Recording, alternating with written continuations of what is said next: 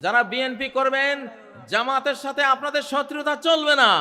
যারা বিএনপি করবেন হেফাজতের সাথে আপনাদের শত্রুতা চলবে না। বিএনপির যারা আছেন তাদেরকে বলছি, আপনারা জিয়াকে ভুলে গেছেন, জিয়ার রাজনীতি অনেকেই ভুলে গেছেন। যদি বিএনপি হতে চান, জিয়ার ভাঙ্গা সুটকেস আপনাদের হাতে দেখতে চাই। যদি বিএনপি হতে চান, তাহলে আপনাদের বাড়িতে আলু ভর্তা আর ডাল ভাত খাওয়ার রেওয়াজ আমরা দেখতে চাই। যদি বিএনপি হতে চান, ছেঁড়া গেঞ্জি আপনাদের গায়ে আমরা দেখতে চাই। প্রেসিডেন্ট জিয়ার সাথে আমি 3 দিন কাটিয়েছিলাম হেজবুল বাহার সফরে। 11 তলা যে জাহাজটা ছিল চিটাগাং, এখানে এসেছিলাম 1981 সালের 19, 20, 21 জানুয়ারি। প্রেসিডেন্ট জিয়া সারা বাংলাদেশে যারা বোর্ড পরীক্ষায় ফার্স্ট, সেকেন্ড, থার্ড অর্থাৎ মেধা তালিকায় নাম ছিল, এদেরকে দাওয়াত দিয়েছিলেন। আমি তখন ফাজিল ডিগ্রি পরীক্ষায় আমি ফার্স্ট ক্লাস ফার্স্ট ছিলাম লক্ষ্মীপুর থেকে।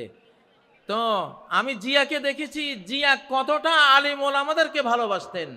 হেজবুল বাহারে প্রথম যে বৈঠকটা উনি করেছিলেন, প্রথম বৈঠকে প্রেসিডেন্ট জিয়া বলেছিলেন, আমার মৌলভী সাহেবরা কোথায়?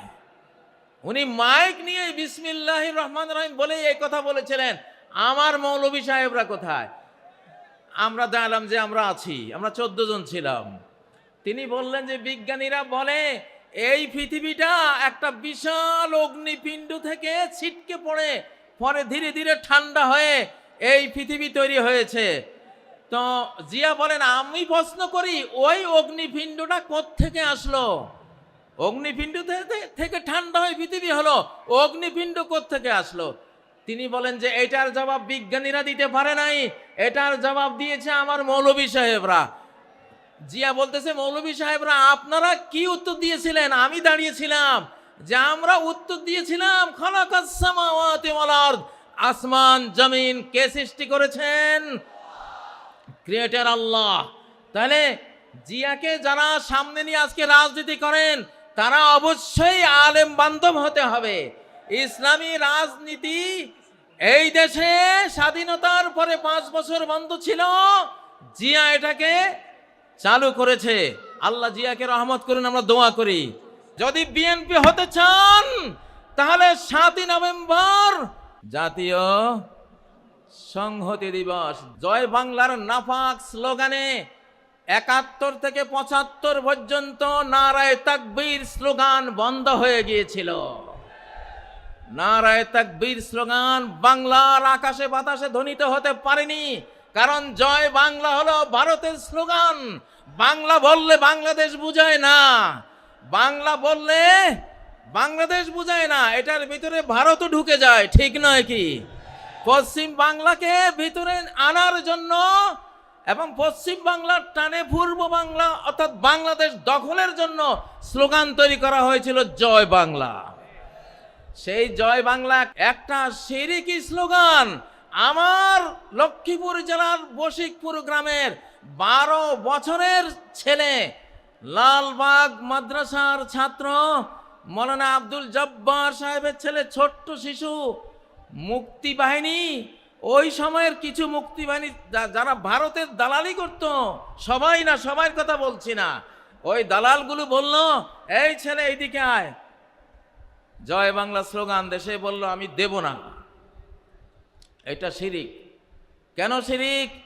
উহুদ যুদ্ধের সময় আবু সুফিয়ান নবীজির আর সাহাবীদের আপাত পরাজয় দেখে বলছিল উলু হুবাল, আয় জয় হুবাল। উলু হুবাল মানে কি? হুবাল তাদের মূর্তি, আর উলু মানে জয়, জয় হুবাল। এই জয় কথাটা উলুর বাংলা। উলু, ওরা উলু দেয় না, উলু দেয় না, এই উলু, উলু থেকে উলু দেয়, ওটা মূর্তি পূজা। জয় হুবাল বলেছিল আবু সুফিয়ান। ওমর বললেন, ইয়া রাসূলুল্লাহ আমরা কি বলবো? নবীজি বললেন, তোমরা বলো আল্লাহু আলা ওয়াজাল।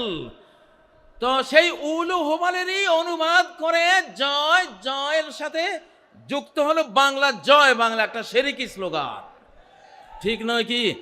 এই জন্যই আজকে ঘোষণা দিলাম, জয় বাংলার দিন শেষ, নারায়ে তাকবীরের বাংলাদেশ। আমি বিএনপিকে বলতে চাই, আপনাদের জিয়া আপনারা জানেন না অনেকেই, আপনাদের জিয়া 7ই নভেম্বর এই স্লোগান 71-এর পরে নতুন করে এই বাংলাদেশকে উপহার দিয়েছিল। অতএব বিএনপিরও স্লোগান হবে নারায়ে তাকবীর, আল্লাহু আকবার, ঠিক নয় কি? ইনশাআল্লাহ এইবারে 4 নম্বর স্লোগান, 4 নম্বর স্লোগান, নোটিবাইজির দিন শেষ, বোরকাওয়ালির বাংলাদেশ। নোটিবাইজির দিন শেষ, বোরকাওয়ালির বাংলাদেশ। স্লোগান তুলো না কেন তোমরা যুবকরা? লিল্লাহে তাকবীর। প্রিয় শ্রোতা মণ্ডলী, এই যে বোরকাওয়ালির বাংলাদেশ, আসলে রাষ্ট্র তৈরি হয় নারী পুরুষের বন্ধন থেকে। নারী পুরুষের বৈধ বন্ধন পরিবার প্রথা, পরিবার দ্বারা নারী পুরুষ একত্রিত হয়, 5-7টা মানব শিশু নিয়ে পরিবার তৈরি হয়, কতকটা পরিবার নিয়ে একটা বাড়ি তৈরি হয়, কতগুলো বাড়ি নিয়ে একটা গ্রাম তৈরি হয়, কতগুলো গ্রাম নিয়ে একটা ইউনিয়ন তৈরি হয়, কতগুলো ইউনিয়ন নিয়ে কি তৈরি হয়? একটা উপজেলা তৈরি হয়, কতগুলো উপজেলা নিয়ে একটা জেলা তৈরি হয়, কতগুলো জেলা নিয়ে একটা বিভাগ তৈরি হয়, কতগুলো বিভাগ নিয়ে একটা দেশ তৈরি হয়। শুরুটা কোত্থেকে হলো? ওই যে নরনারী থেকে। কোত্থেকে? নরনারীর পরিবার প্রথা থেকে। তোমরা এই, আমি আরেকটা স্লোগান দিচ্ছি, বয়ফ্রেন্ডের দিন শেষ, হাজব্যান্ডের বাংলাদেশ। বয়ফ্রেন্ডের দিন শেষ, হাজব্যান্ডের বাংলাদেশ। আর যুবকরা মরা নাকি তোমরা? বয়ফ্রেন্ডের দিন শেষ, হাজব্যান্ডের বাংলাদেশ। বয়ফ্রেন্ডের দিন শেষ, বাংলাদেশ। বয়ফ্রেন্ডের দিন শেষ, বয়ফ্রেন্ডের দিন শেষ। নারায়ে তাকবীর, আল্লাহু আকবার।